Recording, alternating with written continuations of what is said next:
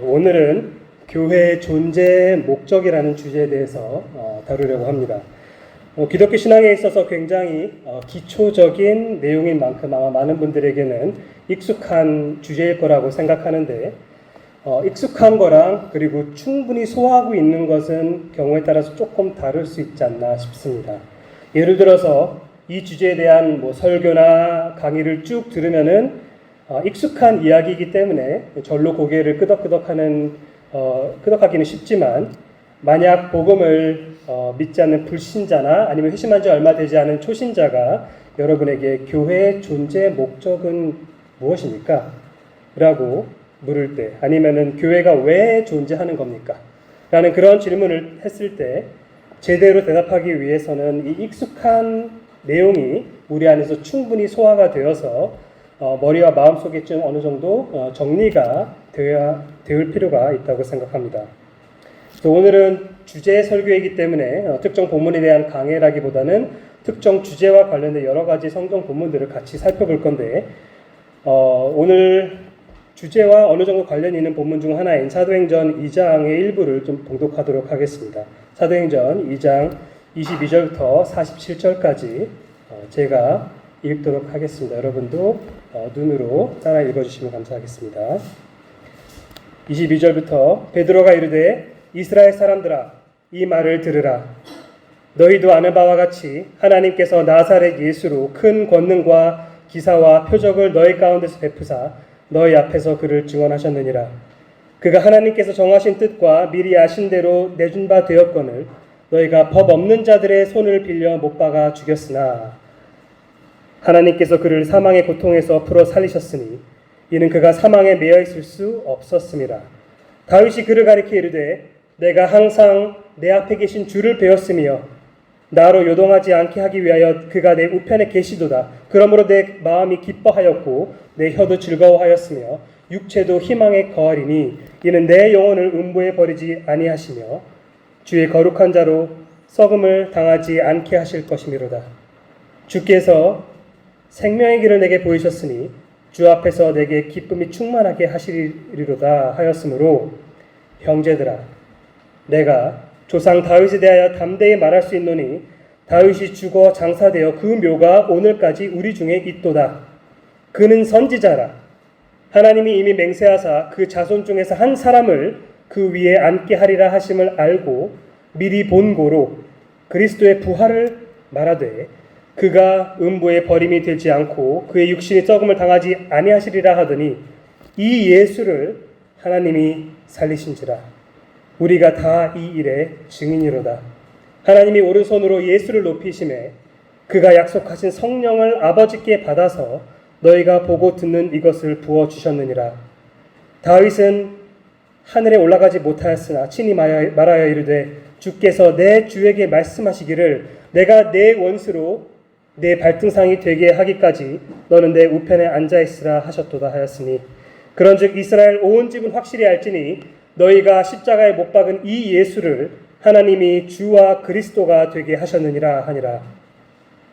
그들이 이 말을 듣고 마음에 찔려 베드로와 다른 사도들에게 물어 이르되 형제들아, 우리가 어찌할꼬 하거늘 베드로가 이르되 너희가 회개하여 각각 예수 그리스도의 이름으로 침례를 받고 죄사함을 받으라.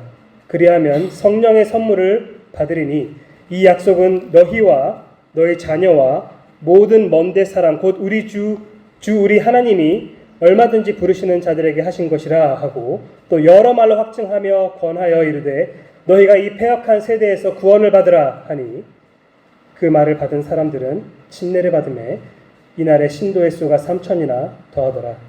그들이 사도의 가르침을 받아 서로 교제하고 떡을 떼며 오로지 기도하기를 힘쓰니라.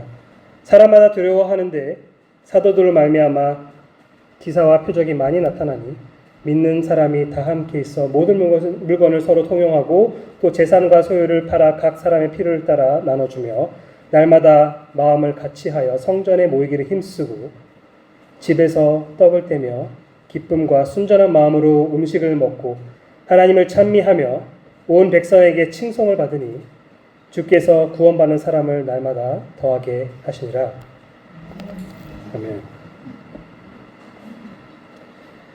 신약 성경에서 교회라고 굉장히 여러 곳에서 나오는데, 교회라는 그 단어는 헬라어로 이제 에클레시아라는 단어입니다.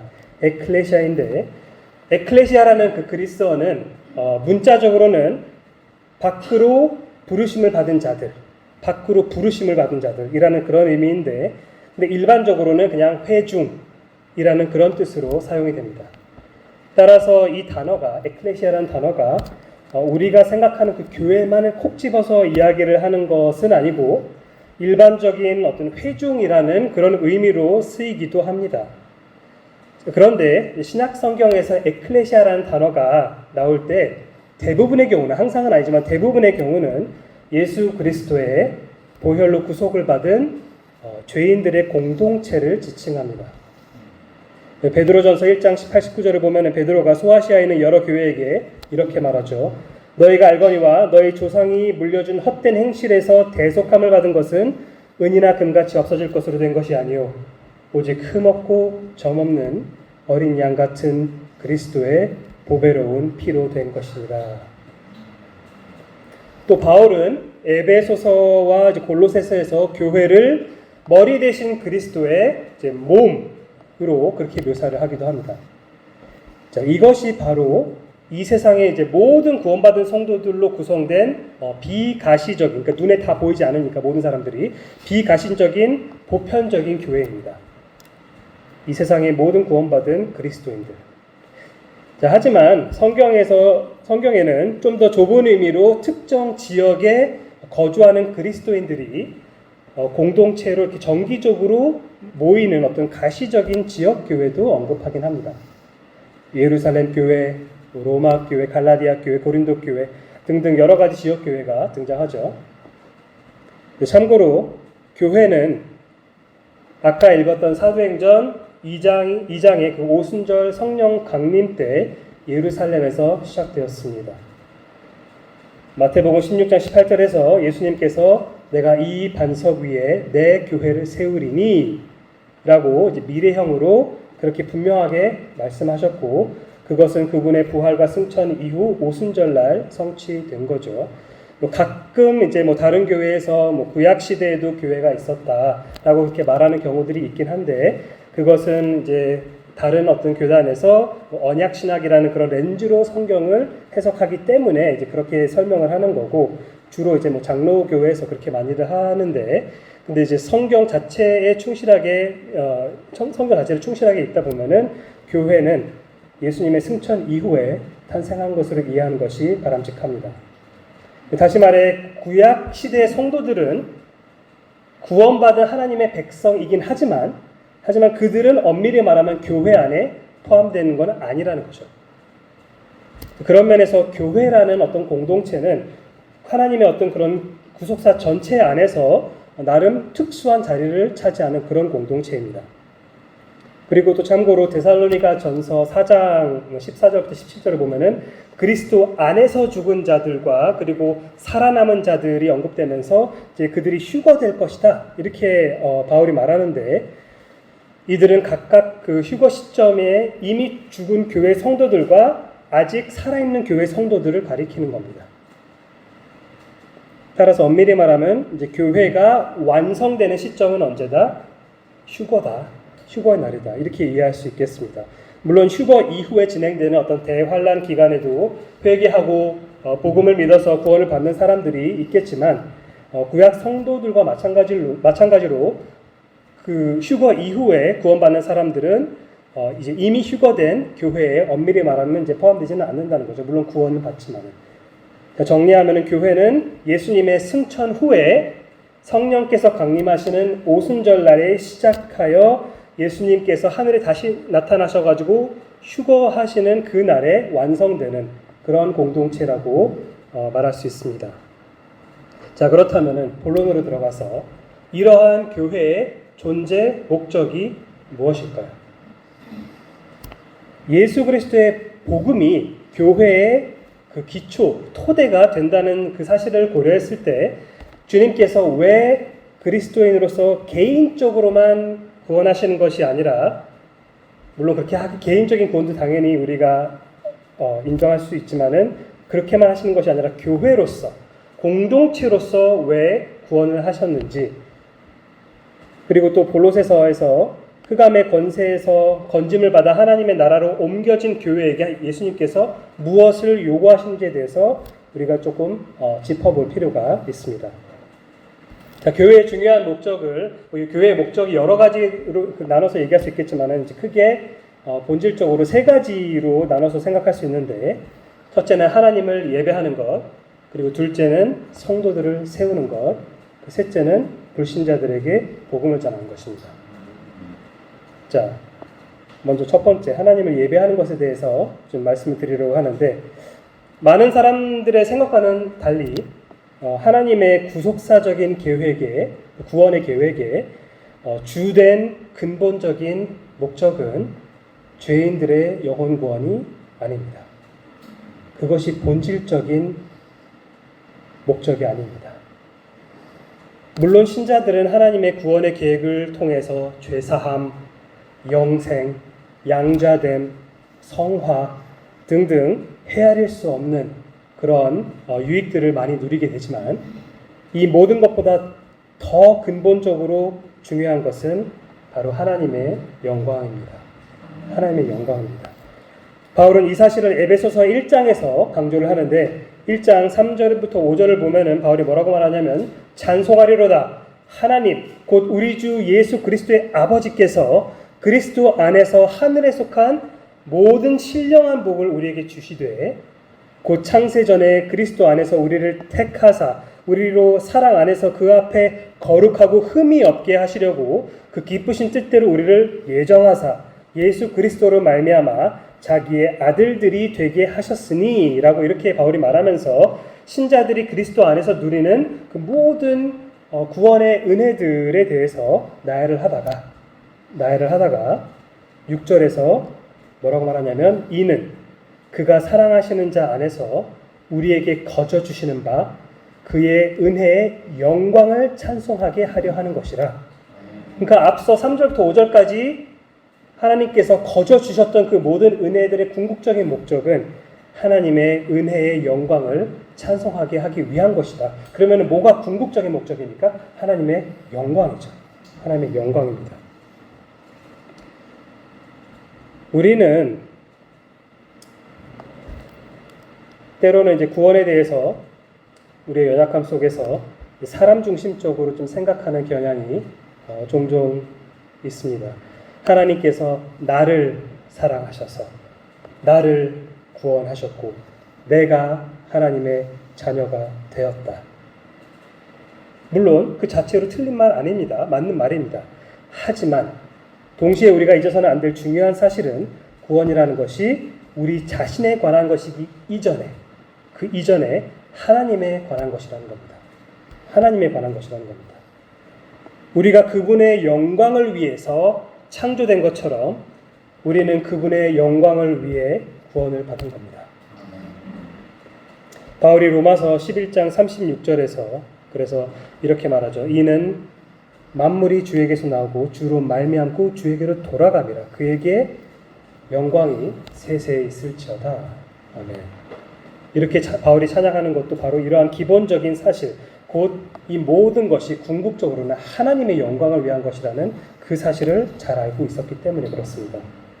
자, 이와 같이 신자들의 구원이 궁극적으로는 하나님의 영광을 위한 것이라면, 그리스도의 구속 사역으로 인해서 구원받은 자들, 다시 말해 교회가 존재하는 주된 목적은 바로 하나님을 공예배 또는 회중 예배를 통해서 영광을 돌리는 것입니다.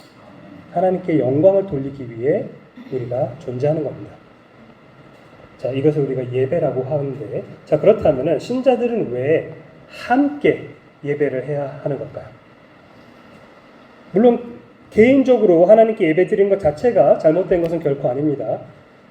바울은 로마서 12장 1절에서 여러분들이 굉장히 잘 아시는 그 성경 구절을 이야기를 하는데, 성도들에게 그들의 삶을 영적 예배로 드리라고 촉구하기도 했죠. 따라서 예배라는 것은 단지 교회에 나와서 특정 장소에 모여서만 이루어지는 것이 아니라 우리의 삶 자체가, 우리의 모든 일거수일투족이 하나님의 영광을 위한 예배로서 기능을 해야 된다라는 뜻이긴 한데, 그런데 이러한 개인적인 예배의 삶이 물론 필요하고 중요하지만 그것 자체가 교회로서 드리는 공동체적인 예배를 대체할 수는 없다는 겁니다. 제가 예전에도 한두 번 정도 언급한 적이 있었던 것 같은데, 그게 아닐지라도 여러분들이 아마 여기저기서 많이들 들어서 알고 계시는 내용이겠지만, 오늘날 스스로 그리스도인이라고 말하는 사람들 중에 적지 않은 비율이 교회에 출석하지 않는데, 우리가 일반적으로 이제 가나안 성도라고 이제 부르는 이제 사람들입니다. 이제 교회에 이제 안 나가를 이제 거꾸로 가나안이라고 뒤집어서 언어 유희로 그렇게 이제 부르는 건데, 사실 저는 개인적으로 좋아하지 않는 표현입니다. 일단은 구약 성경에서 이제 약속의 땅인 가나안을 연상시키는 것도 사실은 가나안 성도라는 게 좋은 게 아닌데, 그것과 연상시키는 것도 사실은 좀 보기 좋지 않고, 그리고 또 무엇보다도 성도가 아니기 때문에 그렇습니다. 그들은 성도가 아닙니다. 교회의 역사를 돌이켜볼 때 사도신경은 초신자조차도 마땅히 고백해야 할 신조였는데, 거기에는 이제 처음에 하나님과 예수님에 대한 어떤 그런 고백들도 나오지만, 그뿐만 아니라 이제 후반부를 보면은 뭐라고 말하죠? 성령을 믿사오며 거룩한 공회와 성도가 서로 교통하는 것을 믿는다고 고백하는 내용이 나오죠. 지난 2000년간 그리스도의 몸된 교회는 이것을 기독교 신앙의 기본 중에 기본으로 여겨왔고, 이것에 전적으로 동의하지 않는 자들은 진정한 그리스도인으로 인정하지 않았을 뿐만 아니라 많은 경우는 이단으로 간주했습니다. 자, 그런데 오늘날 가나안 성도라고 하면서 자신은 교회는 안 다니지만 예수님을 믿어서 구원받았다고 주장하는 사람들은 사도신경이 가르치는 거룩한 공회와 성도가 서로 교통하는 것을 실질적으로는 인정하지 않는 셈이기 때문에 그들의 그 삶을 봤을 때 그들을 진정한 그리스도인으로 볼 수 없다는 겁니다. 말로만 그리스도인이라고 말한다고 해서 그게 다가 아니죠. 삶이 그 자신의 고백에 어느 정도 부합하는 열매를 맺어야 되는데, 나는 그리스도의 몸된 교회의 일원이 아니다? 그걸 시사하는 바가 뭔지를 우리가 잘 한번 생각해 볼 필요가 있습니다. 그리고 이건 단지 어떤 사도신경의 기준을 충족시키지 못했기 때문만이 아니라 사도신경이 반영하고 있는 성경의 가르침에 부합하지 않기 때문에 문제인 겁니다.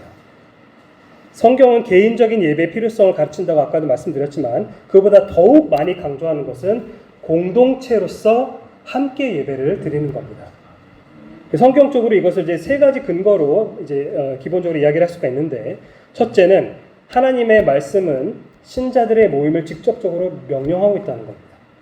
성경은 신자들의 모임을 직접적으로 명령하고 있습니다. 히브리서의 저자는 10장 25절에서 그 수신자들에게 뭐라고 말하죠? 모이기를 패하는 어떤 사람들의 습관과 같이 하지 말고 오직 오히려 권하여 그날의 가까움을 볼수록 더욱 그리하자라고 이렇게 말합니다. 또 바울은 에베소 교회랑 그리고 골로새 교회에게 시와 찬송과 신령한 노래들로 서로 이제 화답하라고 이렇게 가르치는데, 그것이 교회로 모이지 않으면은 가능하지 않겠죠. 하나님께서 이렇게 명령하신다는 것만으로도 우리는 마땅히 거기에 순종해야 하는 겁니다. 오늘 이 자리에 이제 모이는 분들에게는 자동적으로 해당 사항이 없는 이야기이긴 하지만 다 모이셨기 때문에 특별한 사유 없이 집에서 이제 라이브 스트리밍이나 아니면은 예배 영상으로 같은 자리에 함께 모여서 예배를 드리지 않는 분들은 좀 무거운 마음으로 히브리서 말씀에 주의를 기울여야 합니다. 물론 이제 외출 자체가 불가능할 정도로 건강이 안 좋거나 거동이 어렵거나 아니면 몇 주나 아니면 길게는 한 두세 달 정도 일시적으로 어디 먼 곳에 출장을 가 있거나 떨어져 있을 경우에는 혹 집에서 원격으로 예배를 드리는 것이 가능할 수도 있겠지만, 저는 개인적으로 그럼에도 불구하고 차라리 그렇게 몇 주간, 몇 달간 다른 데로 가 있으면 그 인근 교회에 찾아가서 예배 드리는 것을 더 권합니다만, 어쨌든 일시적으로는 어쩌면 그럴 수 있을지 모르겠지만, 그게 아니라 귀찮아서,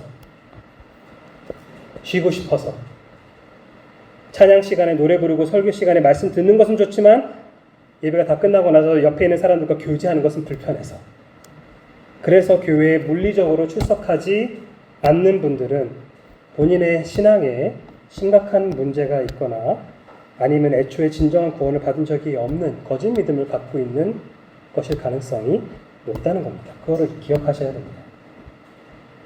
그리스도께서는 여러분이 다른 성도들과 관계적으로 격리된 채 TV나 컴퓨터 화면으로 예배를 드리는 삶을 지속적으로 살도록 여러분을 그렇게 살게 하게끔 여러분을 위해서 십자가를 달려 죽으신 것이 아닙니다. 자, 공동체로서 예배를 드려야 할 첫 번째 근거가 하나님께서 명령하셨다는 거고, 성경을 통해서. 그리고 두 번째 근거는 그것이 성경에 나오는 기본적인, 그냥 정상적인 패턴이기 때문에 그렇습니다. 사도행전 1장을 보면은 약 120명이 다락방에 이제 모였는데, 그 다음에 2장 1절을 보시면 오순절에도 그들이 다 같이 한 곳에 모였다라고 말합니다. 그들은 모였습니다. 모이기 위해서 힘썼습니다. 또 사도행전 20장 7절을 보면은 드로아라는 지역에서 신자들이 그 주간에 첫날에 떡을 떼려 하여 모였더니 라고 나오죠. 이와 같이 성도들이 교회로서 함께 모이는 이러한 모습은 사도행전에서 빈번하게 반복적으로 나오기도 하고, 심지어 대부분의 신약성경 서신서들이 어떤 한 개인에게 보내는 편지가 아니라 교회에게 보내졌다라는 사실을 우리가 기억했을 때 사도시대의 회중예배가 예배의 기본적인 형식이었음을 알 수가 있습니다. 마지막으로 아까 언급했던 것처럼 하나님께서는 구원받은 성도들이 그리스도 안에서 한 몸으로 기능하게끔 부르셨습니다. 한 몸으로 기능하라고 부르셨습니다. 교회로서. 예수님께서 대제사장적인 그 기도를 요한복음 17장에서 들으셨을 때 성도들의 하나됨을 위해서 하나님 아버지께 4차례나 기도합니다. 4차례나 구합니다. 예수님의 관점에서는 그분의 제자들이 개별적인 어떤 그런 양들일 뿐만 아니라 더 나아가 한 교회로서 그분의 몸인 거죠. 바울은 그리고 이 사실을 분명하게 인지하고 있었는데, 그는 그리스도인들에 대해 다음과 같이 말했습니다. 로마서 12장 5절. 이와 같이 우리 많은 사람이 그리스도 안에서 한 몸이 되어 서로 지체가 되었느니라. 고린도전서 12장 13절. 우리가 유대인이나 헬라인이나 종이나 자연이나 다 한 성령으로 침례를 받아 한 몸이 되었고 또 다 한 성령을 마시게 하셨느니라. 골로새서 3장 15절. 그리스도의 화평이 너희 마음을 주장하게 하라. 너희는 화평을 위하여 한 몸으로 부르심을 받았나니. 그리고 에베소서 5장 25절에서 바울이 그리스도께서 교회를 사랑하시고 그 교회를 위하여 자신을 주셨다. 교회를 위하여 자신을 주셨다라고 말한 것처럼 그리스도께서는 택하신 자들을 위해 죽으셨을 때 그것은 단지 각 개인을 위해서만 죽으신 것이 아니라 더 나아가 한 공동체, 곧 교회를 위해서 죽으신 것이기 때문에 한 공동체로서 하나님을 예배하는 것 자체가 그분의 구속사적인 계획이랑 일맥상통한다는 겁니다. 우리를 교회를 위해서 자기 자신 내어주셨기 때문에 우리가 교회로서 모여가지고 그분을 예배하는 것이 마땅하다는 겁니다. 자, 교회의 가장 근본적인 목적은 바로 하나님을 예배하는 것입니다.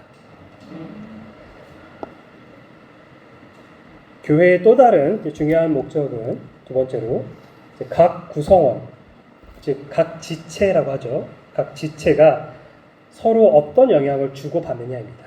교회 안에서. 교회 안에서 성도들은 서로를 영적으로 세워줄 필요가 있습니다. 영적으로 세워줄 필요가 있습니다. 앞서 언급했던 그 신자들이 하나님께 드리는 예배가 이제 수직적인 그런 사역이라면, 하나님께 예배드리는 게 수직적인 사역이라면 신자들 간에 어떤 영적 유익을 미치는 것은 수평적인 사역이라고 생각하시면 쉽습니다. 근데 여러분도 경험적으로 아시겠지만 신자들은 회심한 순간 곧바로 완전히 성숙한 상태에 이르지 않습니다. 오직 예수 그리스도께 자신을 의지하는 그 믿음을 토대로 의롭다 하심을 받음으로써 법적으로는 하나님 앞에서 완전한 의인의 어떤 그런 신분을 얻게 되지만, 획득하게 되지만 실질적으로 점점 거룩해지는 그 성화의 과정 또한 우리가 지속적으로 거쳐가야 합니다. 그래서 고린도후서 3장 18절에 사도 바울이 다른 표현으로 뭐라고 얘기하냐면 주님과 같은 형상으로 우리가 변화되어 간다, 이렇게 표현을 합니다. 자, 이러한 성화, 거룩해 되는 그런 과정은 물론 개인적인 차원에서 나 자신 안에서 이루어지는 것이긴 하지만 동시에 어떤 면에서는 공동체적인 차원에서도 이루어지는 것입니다. 그러니까 바울은 고린도전서 14장 26절에서 성도들이 모일 때 모든 것을 덕을 세우기 위하여 하라. 모여 있을 때 모든 것을 덕을 세우기 위하여 하라라고 말하면서 공동체로서의 어떤 그런 영적 성장에 대한 자신의 그 바람을 표현했습니다. 또 에베소서 4장 11, 12절에 의하면은 교회의 그 리더십이 주어진 것도 그리스도의 몸을 세우기 위한 것이다, 이렇게 나오죠. 자, 이렇게 서로를 영적으로 세우는 그 사역의 그 기초, 서로를 세우는 그 사역의 그 기초가 되는 것은 바로 서로를 향한 진정한 사랑입니다. 서로를 향한 진정한 사랑입니다. 예수님께서도 제자들에게 서로를 사랑하라고 반복적으로 명령하셨죠. 요한복음 13장 34절 새 계명을 너에게 주노니 서로 사랑하라. 내가 너희를 사랑한 것 같이 너희도 서로 사랑하라. 그리고 심지어 요한일서 같은 데를 쭉 읽다 보시면은 사도 요한이 지속적으로 형제 간의 그 사랑 자체가 진정한 그리스도인이냐 아니냐의 어떤 척도가 된다고 말하기도 합니다. 심지어 어디서는 어떤 구절에서는 말로는 내가 하나님을 사랑한다고 말하면서 형제를 사랑하지 않은 사람은 거짓말을 한다고 말하기도 하죠. 그만큼 형제를 교회 안에서 사랑한다는 것 자체가 그리스도인으로서의 기본적인 태도여야 한다는 거죠. 바울도 로마서 12장 10절에서 형제를 사랑하여 서로 우애하라, 이렇게 말하기도 합니다. 그리스도께 먼저 받은 사랑을 토대로 성도들이 서로를 진정으로 사랑할 때 이 사랑은 교회 안에서 서로를 영적으로 세워주는 그런 모습으로 드러나는 것입니다. 자, 그렇다면 그리스도인들은 실질적으로 어떻게 서로를 세워갈 수 있을까요? 왜냐하면 서로를 세운다는 것은 조금 추상적인 표현일 수도 있기 때문에. 그럼 어떻게 하는 것이 성도를 세워가는 것인가? 물론 이것도 굉장히 다양한 방법들이 있겠지만은 기본적인 세 가지 원리만 말씀드리자면은 섬김, 훈계, 그리고 격려입니다. 섬김, 훈계, 격려. 먼저 섬김에 대해서 한번 생각해 볼 텐데 갈라디아서 5장 13절에서 바울은 형제들아 너희가 자유를 위하여 부르심을 입었으나 그러나 그 자유로 육체의 기회를 삼지 말고 오직 사랑으로 서로 종로를 타라. 서로를 그렇게 섬기라 라고 그렇게 말합니다. 그리고 좀 더 구체적으로 말하자면 빌립보서 2장 3, 4절에 나오듯이 오직 겸손한 마음으로 각각 자기보다 남을 더 낮게 여기고 각각 자기 일을 돌볼 뿐더러 또한 각각 다른 사람들의 일을 돌보는 것, 이것이 다른 사람들을 섬기는 거죠. 자, 이러한 겸손한 태도로 신자들은 갈라디아서 6장 2절에 의하면 짐을 서로 지는 것이고, 그리고 데살로니가전서 5장 15절에 의하면 서로 대하든지 모든 사람을 대하든지 항상 선을 따라 대하는 것입니다. 그리고 또 각각 은사를 받은 대로 하나님의 여러 가지 은혜를 맡은 선한 청지기 같이 서로 봉사하도록, 이건 베드로전서 4장 10절인데 서로 봉사하도록 부르심을 받은 겁니다. 자, 이게 섬김이고, 그리고 둘째로 성도들은 하나님의 말씀을 토대로 한 훈계를 통해서 서로의 영적 성장에 유익을 줄 수 있습니다. 사실 훈계하면은 보통은 우리가 굉장히 딱 들을 때 좀 뭔가 부정적인 느낌을 확 받고 시작하는데, 나는 받고 싶지 않은 것. 자, 그래서 헬라어로 훈계란, 제가 말하는 그 훈계라는 건 헬라어로 이제 누세테오라는 단어인데, 개역개정에서는 이제 주로 권하다, 아니면은 뭐 권면하다, 이렇게 번역되는 경우들이 많은데, 또 간혹 이 똑같은 단어가 다른 구절에서는 훈계하다, 아니면 권계하다라고 이제 번역되기도 합니다.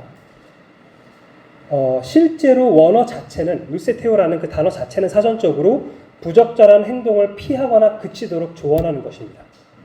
부적절한 행동을 피하거나 그만두도록 조언하는 것. 다시 말해서 잘못된 길을 걷는 것을 방지하거나 아니면은 중지시키기 위해서 충고를 하는 거죠.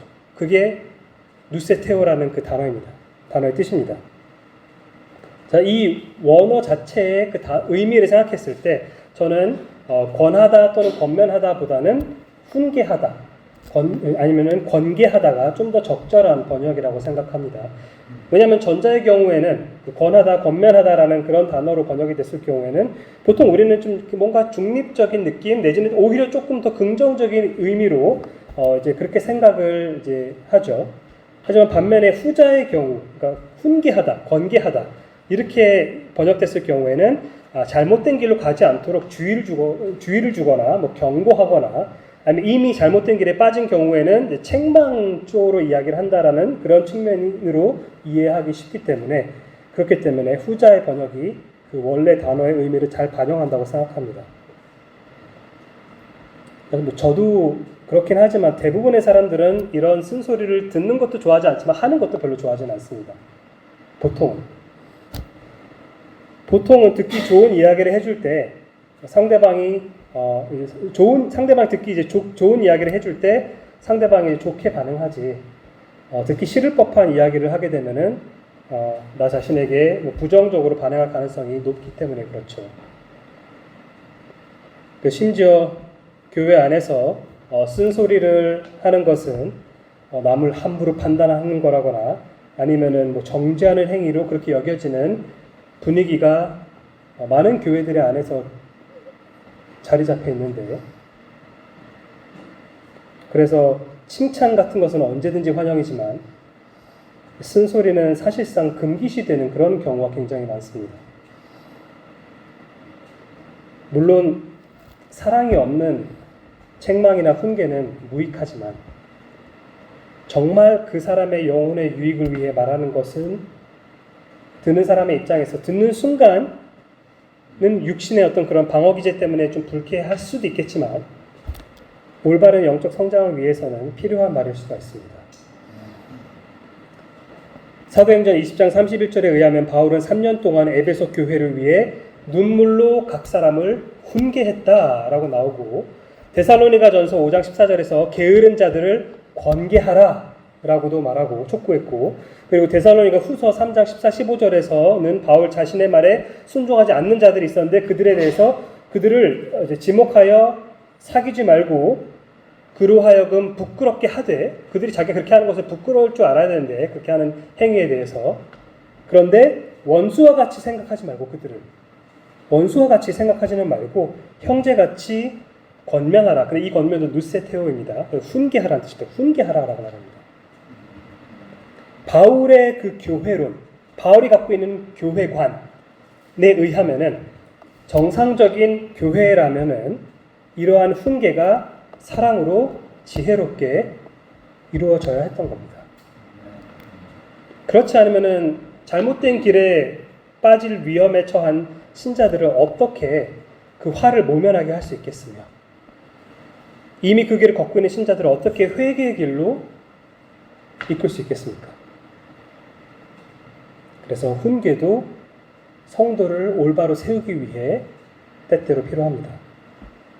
그리고 세 번째로 우리는 서로를 격려함으로써 영적으로 서로를 세워가게 됩니다. 데살로니가 교회에게 바울은 그러므로 피차 권면하고 서로 덕을 세우기를 너희가 하는 것 같이 하라 이렇게 말하는데, 여기서 얘기하는 피차 권면하다는 누세테오가 아닙니다. 여기서 얘기하는 권면이라는 것은 그 훈계하다라는 의미의 누세테오가 아니라 다른 단어 파라칼레오라는 다른 동사인데, 이 동사는 그 자체가 격려하다 아니면은 촉구하다 이런 좀 더 긍정적인 의미가 또 강합니다. 그래서 히브리서 3장 13절에서 히브리서 기자가 아직 오늘이라 일컫는 동안에 매일 피차 권면, 여기서도 파라칼레오 격려, 매일 피차 격려하여 너희 중에 누구든지 죄의 유혹으로 완고하게 되지 않도록 하라. 그러니까 서로에게 어느 길로 가야 하는지 그 긍정적인 그 은혜의 길, 하나님께서 보여주신 그 의의 길을 가리키면서 그쪽 길로 가라고 계속해서 힘을 북돋아 주는 것. 그렇게 했을 때, 그렇게 해야만 우리가 서로 죄의 유혹으로 완고하게 되지 않도록, 완악하게 되지 않도록 된다는 겁니다. 왜냐하면은 그렇게 해야 내가 가야 할 길이 저 길이구나. 맞다. 내가 저 길을 따라가야지. 더 정신 차려야겠다. 이 길이 옳은 길이지. 이 길이 주님께 영광이 되는 길이지. 이 길이 나에게도 축복된 길이지. 라는 어떤 그러한 확신을 다시 한번 할 수 있게 되기 때문에 죄의 유혹으로 인해서 내가 마음이 완악해져서 그 길을 걷지 않게 되는 일을 사전에 어떻게 보면은 방비할 수 있다는 겁니다. 그리고 히브리서 기자는 또 10장 24절에서 서로 돌아보아 사랑과 선행을 격려하며 라고 말하고, 근데 또 바로 다음에 나온 25절에서는 앞서 언급했던 것처럼 모이기를 패하는 어떤 사람들의 습관과 같이 하지 말고 오직 권하여 그날이 가까움을 볼수록 더욱 그러하자라고 말합니다. 그러니까 다시 말하면은 성도들이 서로 격려하여 영적으로 성장하기 위해서는 반드시 교회로서 모일 수밖에 없다는 거죠. 그리스도의 몸 안에서 지체들이 서로를 영적으로 세워가는 것이 중요한 이유가 바로 이것입니다. 에베소서 4장 13절에 의하면 하나님께서는 우리가 다 하나님의 아들을 믿는 것과 아는 일에 하나가 되어 온전한 사람을 이루어 그리스도의 장성한 분량이 충만한 데 이르기를 원하십니다. 우리가 교회로서 이 길을 걸어가야 합니다.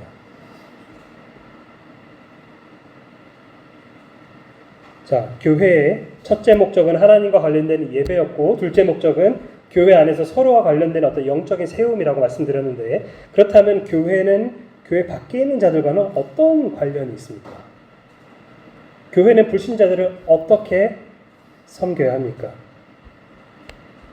여러분도 아시다시피 교회를 구성하고 있는 성도들은 믿지 않는 자들에게 예수 그리스도의 십자가 사역에 대한 기쁜 소식을 전해야 됩니다.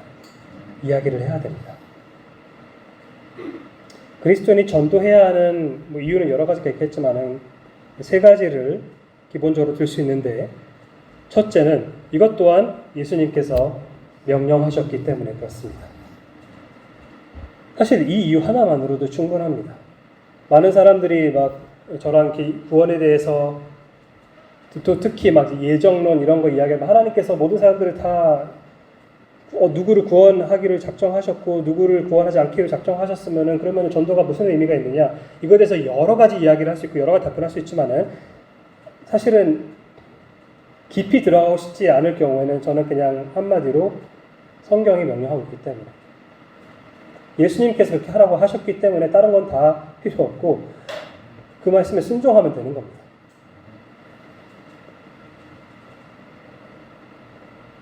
예수님께서 승천하시기 전에 그러므로 너희는 가서 모든 민족을 제자로 삼으라 라고 명령하셨죠.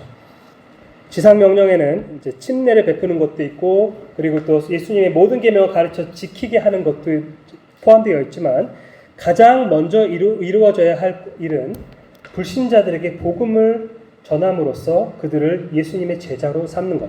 다시 말해 그들을 이제 회심에 이르도록 하여 그리스도인이 되게 하는 것. 물론 그게 우리가 어떻게 좌지우지할 수 있는 영역은 아니지만 복음을 전해서 하나님께서 우리를 통해서 그 복음의 메시지를 통해서 놀라운 구원의 역사를 이루시기를 바라는, 소망하는 마음으로 그렇게 한다는 겁니다. 그것이 기본적으로 이루어져야만 뭐 침례건 아니면 나머지 성경의 어떤 그런 가르침들을 가르쳐 주건 할 수 있는 것이지, 그게 아니면은 아무런 의미가 없습니다. 불신자들 중에서 복음을 믿지 않고 창세기부터 요한계시록까지 통독을 한 사람들도 있습니다. 뭐 어떻게 보면은 그거를 믿지 않는 사람 입장에서 그렇게까지 한다는 게 대단하다고 생각되기도 합니다만, 사실상 결국에는 궁극적으로는 그 사람의 영적으로 아무런 유익이 되지 않았다는 겁니다. 하나님의 말씀이. 진정으로 성경 전체가 한 개인에게 생명이 되는 말씀이 되기 위해서는 그 영혼을 정말 소생시키는 어떤 그러한, 우리 마음을 새롭게 하는 어떤 그러한, 우리의 마음의 활력을, 우리 영혼에 활력을 주는 어떤 그러한 영향을 미치기 위해서는 먼저 죽어있던 우리의 영혼이 산 영혼으로 거듭나야 합니다. 그래서 먼저 예수님의 제자가 되어야 합니다. 다시 말해 그리스도인이 되어야 하는 겁니다. 그리고 주님께서 명령하실 때 이것은 권장사항이 아니라 의무죠. 그렇게 가서 제자 삼으라라고 말씀하셨습니다.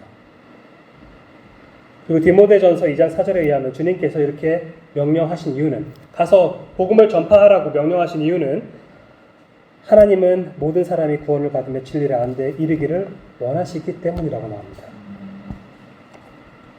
자, 우리가 복음을 전해야 하는 이제 두 번째 이유는 그것이 예수님과 사도들의 사역이었기 때문에 그렇습니다. 예수님과 사도들이 그렇게 일했습니다. 예수님께서 공생의 사역 중에 때가 찼고 하나님의 나라가 가까이 왔으니 회개하고 복음을 믿으라라고 그렇게 선포하셨고, 또 오늘 봉독했던 본문에서 베드로도 오순절 날에 사실상 동일한 메시지를 선포하지 않았습니까? 그리고 사도행전의 절반 이상이, 특히 후반부에서 절반 이상이 믿지 않는 이방인들을 향한 사도 바울의 그런 복음 사역에 대해서 계속해서 증언하고 있죠. 특히 사도행전 20장 24절에서 바울이 내가 달려갈 길과 주 예수께 받은 사명, 곧 하나님의 은혜의 복음을 증언하는 일을 마치려 하면은 나의 생명조차 조금도 귀한 것으로 여기지 아니하노라라고 그렇게 고백을 했는데, 바울도 자신이 하나님의 은혜의 복음을 증언하는 일을 주님께 사명으로 받았던 것처럼 사도가 아닌 디모데에게도 근데 너도 가서 전도자의 일을 하라라고 디모데후서 4장 5절에서 그렇게 촉구를 합니다. 오늘날 교회가 예수 그리스도와 사도들이 걸었던 그 길을 충실하게 따르기를 원한다면은, 그러면은 우리 또한 전도 사역에 마땅히 힘써야 합니다. 자, 마지막으로 그리스도인이 전도해야 되는 이유는 그것이 그리스도인의 자연스러운 열망일 수밖에 없기 때문에 그렇습니다. 그리스도 안에서 하나님의 긍휼을 맛본 자들이 다른 멸망해가는 그런 불신자들을 향해 긍휼을 느끼는 것은 지극히 당연한 자연스러운 어떤 그런 태도 아니겠습니까? 요한복음 4장에서 예수님께서 그 그리스도라는 사실을 깨닫고 온 동네에 이 사실을 퍼뜨렸던 사마리아 여인이 이러한 태도를 갖고 있었습니다. 이분이, 내 앞에 계신 이분이 어떤 분이신지를 깨닫자마자 이 기쁜 소식을, 이 놀라운 소식을 전하러 다녔습니다. 또 로마서 10장 11절에서 바울은 믿지 않는 동족 유대인들의 그 구원을 자신이 간절하게 바란다고 그렇게 고백합니다. 예수님께서 우리에게 요약해 주신 가장 큰 두 계명 중에서 후자가 바로 내 이웃을 내 자신과 같이 사랑하라 였는데, 믿지 않는 주변 사람들에게 이 영생의 길을 제시하는 복음을 전하는 것보다 더 큰 사랑을 표현할 방법이 있겠습니까? 이와 같이 교회는 믿지 않는 자들에게 복음을 전파하는 것에 열심을 내야 하겠습니다. 자, 이미 여러분들이 아까 처음에 말씀드렸던 것처럼 기본적으로 익숙하게 알고 있는 어떤 그런 내용들에 대해서 약간 복습 차원에서 말씀을 드렸는데, 교회가 존재하는 주된 목적 세 가지를 요약하면은 하나님을 예배하는 것, 그리고 성도들을 서로 교회 안에서 세워가는 것, 그리고 불신자들에게, 교회 밖에 있는 불신자들에게 복음을 전하는 것입니다. 그래서 만약에 누군가가 교회의 존재 목적이 무엇입니까? 라고 한다면은 이 세 가지를 우선적으로 떠올리면은 이 설교를 잘 기억하고 있구나 라는 그런 생각을 하실 것 같습니다. 교회는 이 세 가지 영역에 충실해야 하나님께, 그리고 우리 옆에 있는 성도들에게, 지체들에게, 그리고 믿지 않는 자들에게 우리에게 주어진 올바른 사명이자 사역을 충실하게 할 수 있습니다. 자, 이것을 우리가 생각하면서 찬송가 600장 교회의 참된 터는 부르도록 하겠습니다.